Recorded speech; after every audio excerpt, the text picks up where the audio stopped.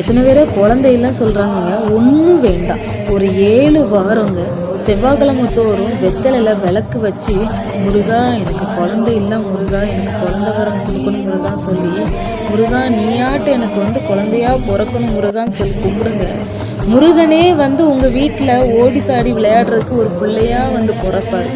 அது சத்தியங்க, உண்மை. முருகனை நம்புங்க, முருகன் என்னைக்கும் கைவிட மாட்டார். கண்டிப்பாக முருகன் நம்மளுக்கு துணையாக இருப்பார். முருகனை வழிபடுங்க.